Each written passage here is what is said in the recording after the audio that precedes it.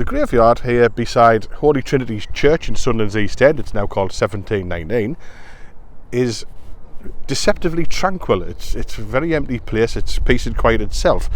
There are only 3 visible headstones in here, however, an estimated 100,000 people lie in there. So how did 100,000 bodies come to be here? The churchyard covers roughly the same area as 2 football pitches. A nearby notice claims it was the country's largest. Nevertheless, 100,000 is a huge number, even for 2 football pitches. How did they manage to bury all those folk? How come so many died?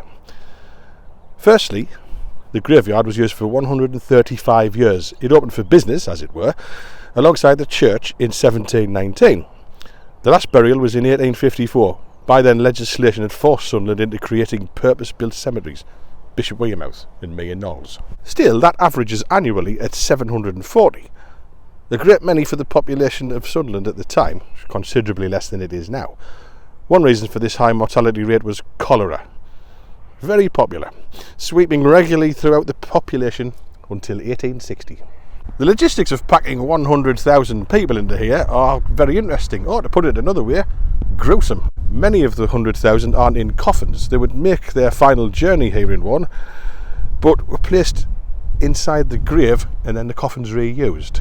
This sadly was the fate of many inhabitants of a nearby workhouse. 19th century coffin maker, the delightful Jackie Hewitt, had a one-size-fits-all approach. Every coffin this charming artisan produced was designed for a 5'8" body. The deceased, who had carelessly grown beyond that height, had their ankles broken and their feet tucked in. Lovely. Eventually it was conceded that the graves should have been deeper. The first diggers were not thinking 135 years ahead. A partial solution was to move the bodies upright. It is standing room only. Previously, many headstones could be seen. Virtually all of them have been removed. In fact, there are only 3, helping to create the illusion that very little ever happened here. This obelisk stands in honour of John Dixon, pharmacist and bigwig. The monument doesn't exactly bombard the reader with information, stating that Dixon died aged 32 in 1852 and was followed to the grave by a large number of friends and inhabitants. Quite what they mean by inhabitants, we wouldn't like to say. The second visible grave is this one. It's that of the Reverend Robert Gray, 1787 to 1838, and he was venerated for his tireless care for the many cholera victims. He lies here with his 4 children. As we said, the graveyard is actually officially Gray Memorial Gardens, and Gray Road in Hendon, it's in that direction, not very far, is named after him too. But there's no doubt who gets top billing in this graveyard. This is the headstone of the Sunderland swashbuckler Jack Crawford. Born in the East End in 1775, he was press-ganged into the Royal Navy in 1796.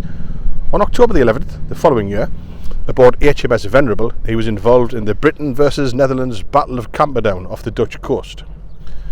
As the battle roared, the colours and signal flags on Venerable's mast were downed by cannon fire.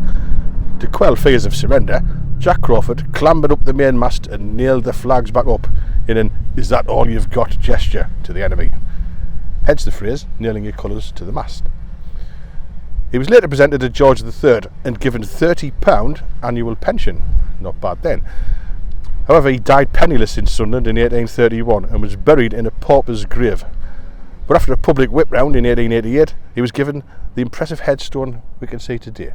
It bears the inscription, "The grave of Jack Crawford, the hero of Camperdown," yet doubts remain as to whether he actually rests here. Key aspects of Jack Crawford's life are disputed, but as proof either way is now impossible, there seems no harm in believing the most appealing version. The graveyard has an association, albeit almost certainly apocryphal, with the infamous grave robbers Burke and Hare. I'll give you a little bit about them. William Burke and William Hare, 2 Williams, were Irishmen born in the 1790s. They moved separately to Edinburgh in the 1820s. They met and began to sell human corpses to an anatomist for experiments. After selling their first body, a man who had died of natural causes, they realised that demand outstripped supply. Their simple but highly questionable solution to this age-old economic quandary was to murder at least 15 people, then sell them to remarkably incurious members of the medical profession. There's a sign on Sunderland's nearby town moor which says, "William Burke and William Hare were thought to practice their trade in Sunderland." There is no evidence that Burke and Hare ever committed murders in Sunderland, but it's too good a story. But there is at least one authenticated instance of body snatching at this site. On December the 24th, 1823, on one of his less merry Christmases, a Captain Headley buried his 10-year-old daughter Elizabeth here. 5 days later, for uncertain reasons, he wanted to move her to another part of the churchyard. But Elizabeth's coffin was found empty, along with the body of a 2-year-old. It had been removed.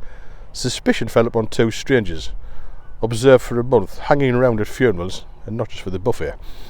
They were John Thompson of Dundee and John Weatherly of Renfrew. Elizabeth's body was found at the pair's lodgings, covered with straw, wrapped and addressed to Mr. James Jamieson of Leith Street, Edinburgh. There is little to be said for Thompson and Weatherly, other than their touching faith in the efficacy of the Royal Mail. Human teeth and some receipts were also found. The body of a Mrs. Corner was also realised to be missing from the yard. They were therefore presumed to bear responsibility for that too. Public anger at perceived leniency towards criminals is nothing new.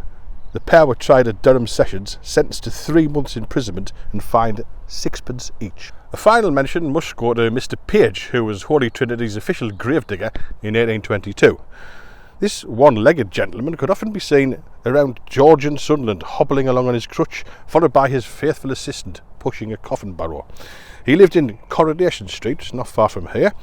Above the kitty cells, as they were known, were drunks and vagabonds who would be locked up awaiting their court appearances.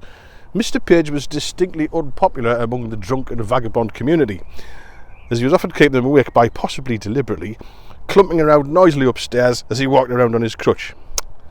Details of how a one-legged man managed to dig graves have been lost in the midst of time.